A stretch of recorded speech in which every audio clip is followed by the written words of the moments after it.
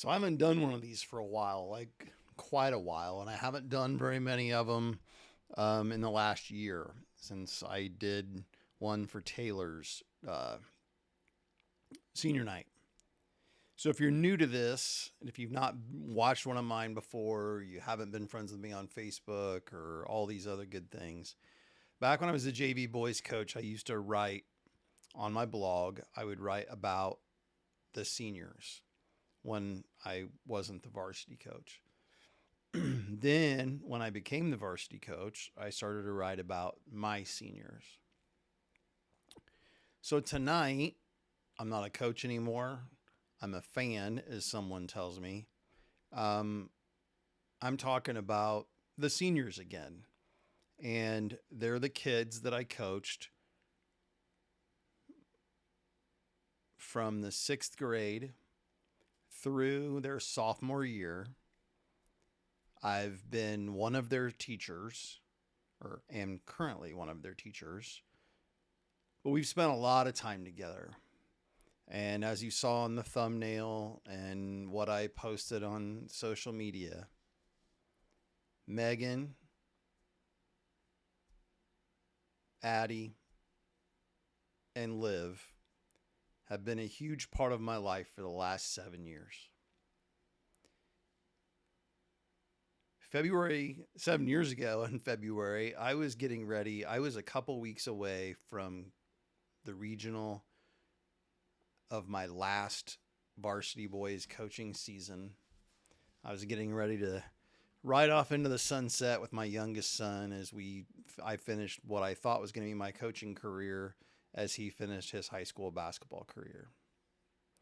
And had no idea that I was going to be a middle school girls basketball coach. That would I probably would have laughed at you if you would have brought that up to me, like that I would do that. Not because I don't like girls, not because I didn't think I could do it, but I was ready to be done. Being a high school coach is stressful. And people you don't understand if you've never done it. Being a varsity coach is not like coaching anything else. And I'm not within a school setting, from being the varsity coach all the way down to doing biddy ball or park district or whatever. And the amount of time and worry, and it's always in your head. And I know I thought I was done and I needed to be done. And then, like 3 weeks after it was over, I agreed to be the middle school girls basketball coach, to take that over. And I walked into a situation that I didn't know how it would go. I didn't know how I would do it, how it would work out, and it ended up being one of the best things I've ever done in my entire life. The relationships I've built over the last 7 years are ones that I just have a tough time sometimes putting them into words, even though they're like a lot of the other relationships that I've made over the 50, coming up on 55 years of my life and 30 years of coaching. And so tonight we honored the seniors who 7 years ago, like I said, they were in the sixth grade. And I didn't know any one of the three of them. I knew who Megan Hughes was because she was the granddaughter of my first teacher's aide, a person who I built one of my very first Illini Central relationships with, who I worked closely with that entire first year and laughed about things. And so I knew Meg from that, but I'd never spoken to Meg one time.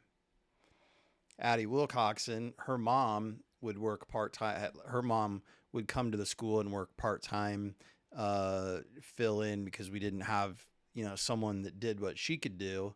So I got to know her just a very little bit. So I knew Addie was her daughter, and I'll get to it in a minute, but not at the time I agreed to do the job. And then Liv, I didn't know Liv from anybody. Didn't know her family, didn't know anything about her. And so when I agreed to do this and coach them, I still think back to when we started practice the first day, and here's this bald headed older guy that just got done being a high school boys coach. And now I've got these little sixth grade girls and seventh grade girls and eighth grade girls in front of me. And how do I, is this even going to work? And the relationship that I've built with these three kids starting that September of 2019, again, I don't even know. I don't even know how to put it into words other than I told the girls back in early December, I see Meg every single school day. I talk to Meg every single day, except for the weekends. During basketball season, I see Liv and Addie at least 3 times a week, 2 times a week. And because of social media, I see stuff they post and things like that. And it's not, when your kids are older like mine, it's not a lie to say in the last 7 years, I've talked to Addie, Meg, and Liv more than I've talked to my own children. And that's just the truth. Like I bet if I looked back, if there was a way to look back, I've talked to them more than I talk to my own children because of the stage my children are in life and the stage the 3 girls are in life and where I'm at. And those are the kind of that's why my life is great, because I have the opportunity to build those relationships with kids and unfortunately go through what parents have to go through when their kids are a senior, because they leave my circle too. And those things, and that's how life changes when you are working with someone on the high school level, whether you're coaching them or teaching them. So anyway, fall of 2019, starting being the middle school girls basketball coach with these 3 kids that I have no relationship with at all. I did, though, the year before in 18, my last year as a varsity coach, I had talked to the coach that I took over for, and I went to a few of their practices and just was trying to give some ideas of things I thought they could do to help have a smooth season. And so I was in the same gym with them, or the cafeteria with them, but I just still didn't know who was who, and I wasn't doing a lot. I was only in there for just a couple of minutes here or there. So I'll start with Addie. I remember I did go to one of their games in Easton when they were that year, my last year as a varsity coach. And I remember seeing this little girl who I knew was Cynthia Wilcoxon's daughter, and she's a 5th grader playing up. And if you haven't been around like middle school boys or middle school girls basketball, when you're a 5th grader, you're a little kid. I bet if I had a picture right now of 5th grade Addie compared to 8th grade Addie, she's a little kid. I found a picture in my office for something that I'm doing of a few years ago, the girls who are in the 8th grade right now, their 5th grade team picture, they're little kids. They're tiny little kids playing against kids who are 3 years older than them. And I just remember watching Addie play that night. It's like one of the only memories I have from that game that I went to was she wasn't afraid to stick her nose in there and be aggressive and go rebound and do those things that other people will kind of sometimes shy away from. And being a coach, you notice that. You notice someone who's not afraid to mix it up with somebody. And let me tell you, Addie is not afraid to mix it up with anybody. She wasn't that night in 2018, and she wasn't tonight in their huge senior night win over Olympia. And I always loved that about her, as I knew that she was going to give you 100%. She was going to compete. She was going to have the confidence to compete every single time she stepped on the court. She was going to play through an injury. She was going to play through whatever else was going on. She was going to compete all the time. And watching her this year take on the role of having to be the point guard, which I said tonight with Lucas on the broadcast, there's no harder position to play in basketball than the point guard. Nobody. No position. Playing in the post isn't, being on a wing isn't, doing all this. The person bringing the ball up has to have confidence, and they have to not be afraid, and they have to be willing to compete every possession, all the while knowing they're going to get their butt chewed more than anybody else on the court. I chewed my point guard's son more than anyone else. I would tell him over and over again, if you don't think I'm going to yell at you for doing, I'm going to yell at you for something, a mistake one of your teammates makes, because you should know better. It's your job to eliminate the chance for there to be an error.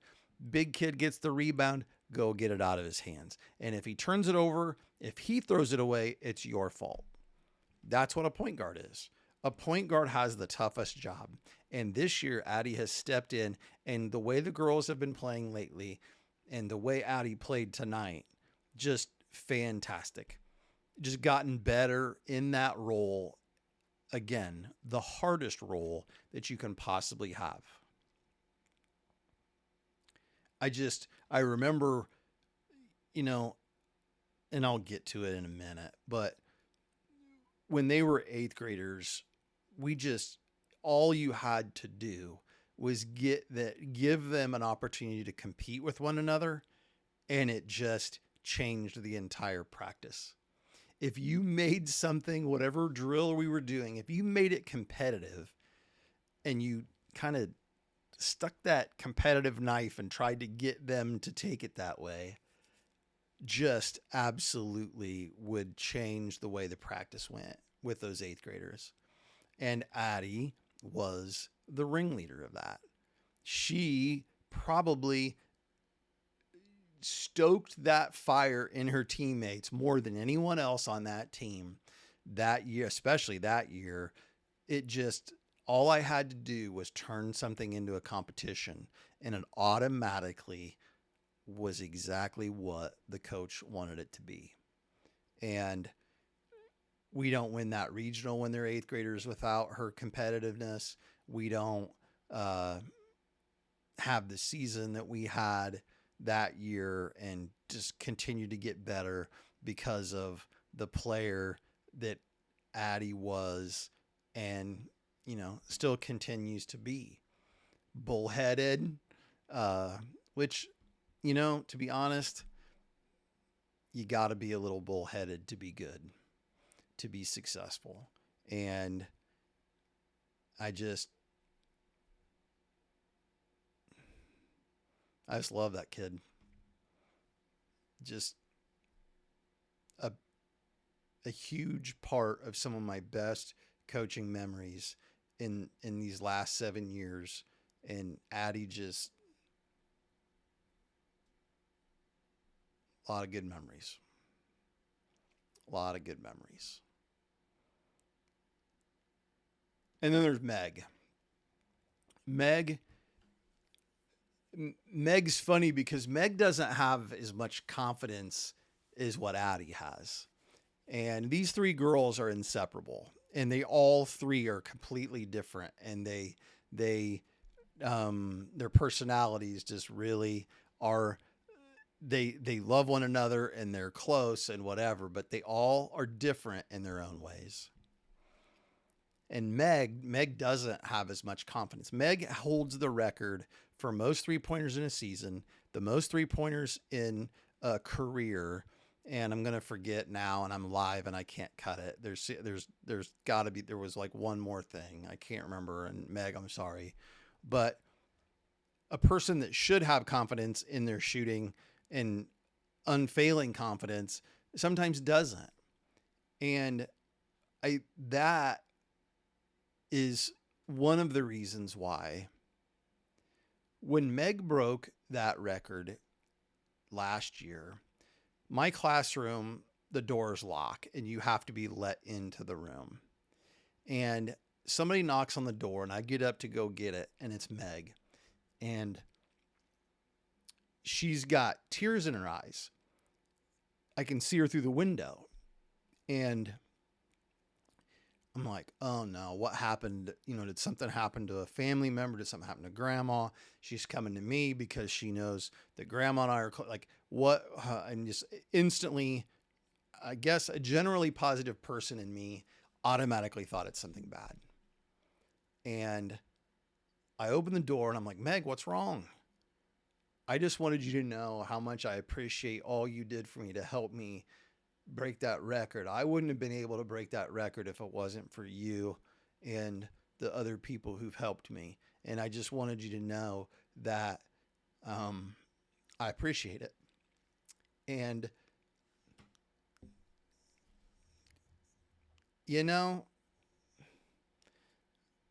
I say all the time that people talk about how kids have changed and the world has changed and this has changed and that has changed.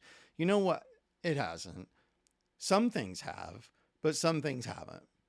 And that day just was another opportunity to prove to me that it hasn't, that things haven't. That here's a kid who doesn't have to give me credit, doesn't have to try to somehow say I played a part in it. And, I coached you, but you did it. Meg became the shooter that she was because she'd come in the gym in the summer, just like Addie would come in the gym in the summer and work on their game. Nobody else there. Other people maybe don't show up, and they show up and worked and tried to improve and took it seriously. And, they both down the stretch at the end of their 8th grade year, at the end, the regional championship game, both made huge plays that made us win, just like they did tonight. Their game tonight was just perfect. What a perfect senior night game. Down early, it's to start the 4th, and just didn't quit. Contributions from every single one of the girls.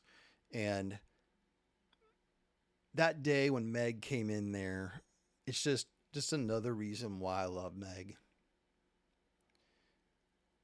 Here you've done something. You've done it. I didn't do anything. When you were in the 8th grade, I said, we need to start shooting more threes. We need to work on that. And they were like, are you sure? And I'm like, yeah, we got to start working on some of these other things. We got to start moving our game out a little bit. But I didn't put the time in the summer.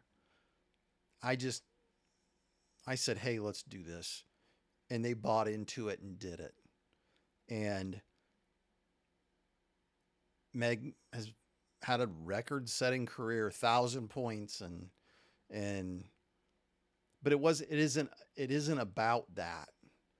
It's about being a role model and working hard and treating people the right way and being appreciative when someone helps you out, even if you don't always see eye to eye with them, even if you don't always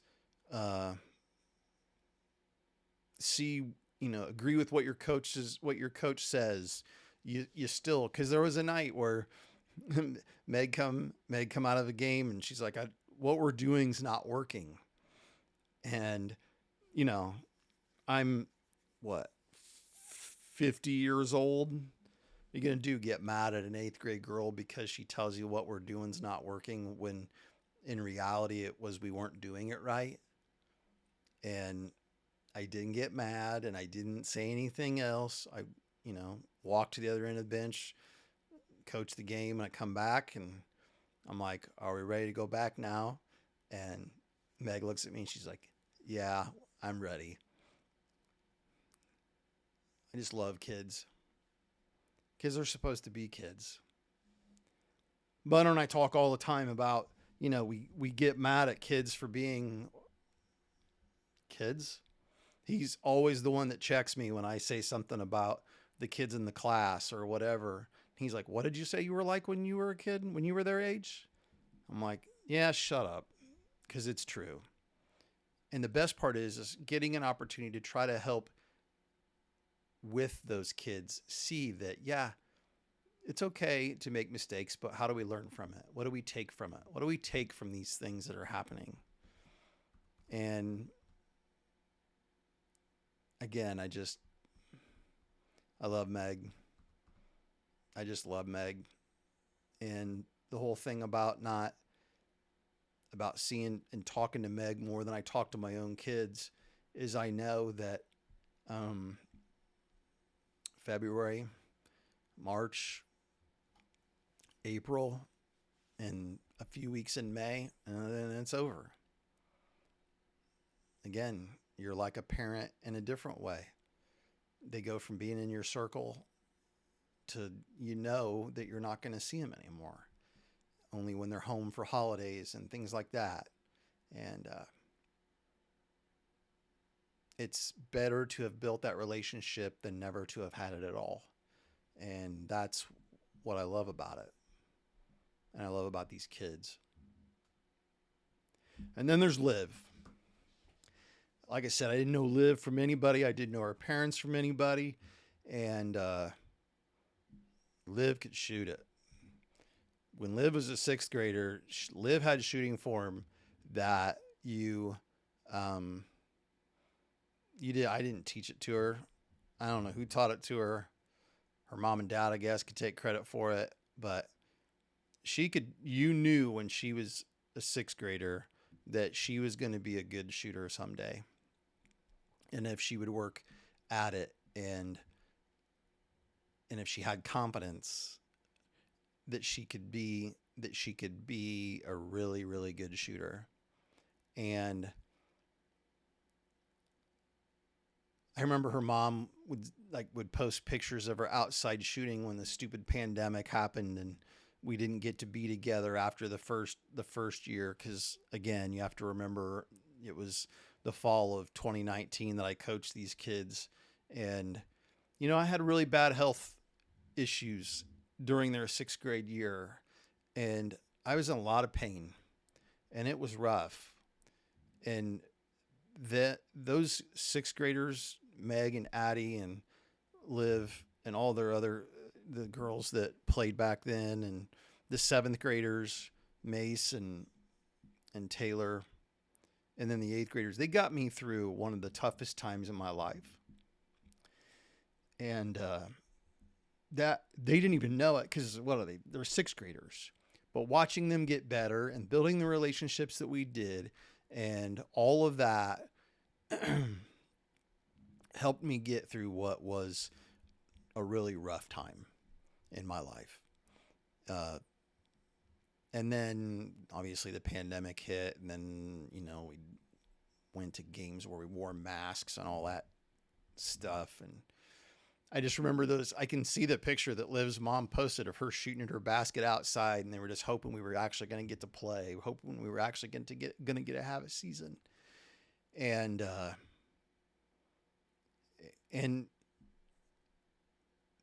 I'm weird because there's just these little memories that I remember silly things that other people don't even know. And they're like, I can't believe you remember that. I don't know why you remember it. I had a coach when I was a kid that I loved dearly who passed away during Liv's, I think it would have been, no, it was that sixth grade year. I have his visitation program right there because I love him so much. And I knew after practice that day I was going to go and pay my respects to someone I love dearly. And at practice that day, we were doing a drill that we used to do back when I was at home, and Liv was just practicing so hard. Like, she was just going hard and doing what I asked and doing it the way I asked and letting me coach her. And if she watches it, she's going to have no idea what I'm talking about. But I don't care. It mattered to me. And I remember getting choked up, and it pops up on Facebook every year. It has popped up on Facebook every year for the past 7 years that I typed that night, and Liv was the one. that it hit me. Liv was the one that got me choked up thinking about my coach and how much I loved my coach and how much he taught me how to love my players. And when I can see that in my head from that night. And you can watch this and be like, are you really getting that choked up? I guess I am, because that meant something to me. Because he meant something to me, and the way those kids worked for me meant something to me. And that regional, I'll never forget the regional championship game. And we got caught with 6 players on the floor, and it seemed like it happened way more than it should have. I don't know why. We're bad about telling each other who we went in for. And it was Liv that should have come off, and we got a technical, and it was in the 4th quarter. And it wasn't as worrisome as what Liv thought it was. And she comes out, and she comes out, and I turn, and she's sitting behind me. And I wasn't mad at her. I didn't yell at her. She wasn't in trouble. It wasn't her fault. And I turn and look, and she's just got tears streaming down her cheeks because she thinks she's lost the game for us. And, a lot of coaching is talking people off the ledge.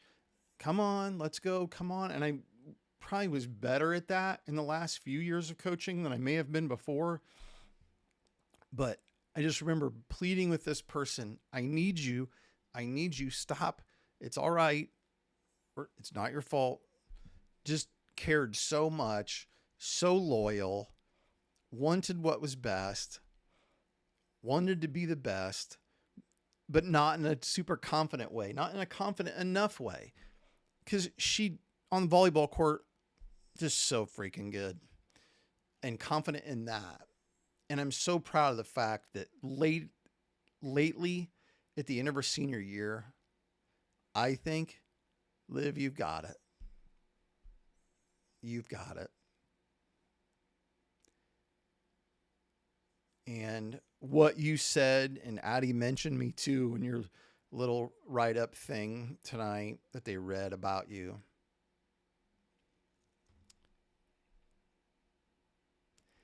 I'm glad I talked you into playing too, Liv. Because Addie and Meg were gonna play, because that's basketball is it. I'm glad I talked you into it too, Liv. Because you've made some great memories and done a great job. And I'm proud of you.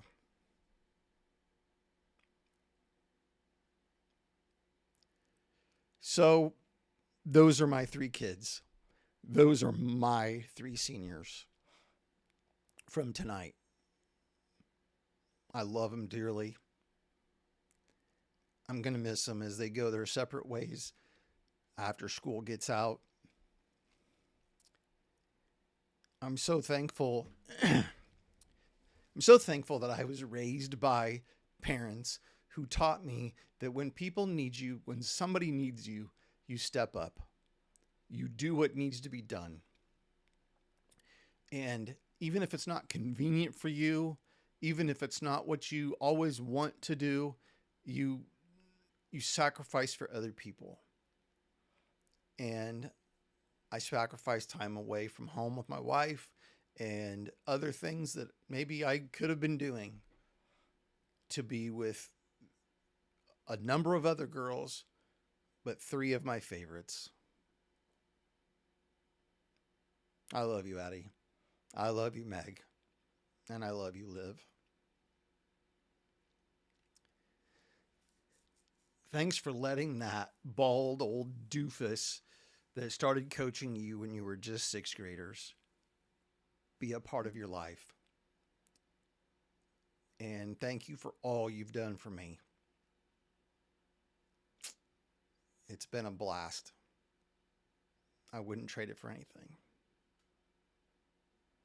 So, if you stuck around for 30 minutes, not counting the intro that needs to have Jackie put in it, get my grandson in that. just know I say it all the time, and it's right there. I do this every time. It's over that shoulder. I don't know whether you think it is, but I know mine is. And it is because of the relationships I have with people like Addie, Meg, and Liv. My life is good. I'll see you.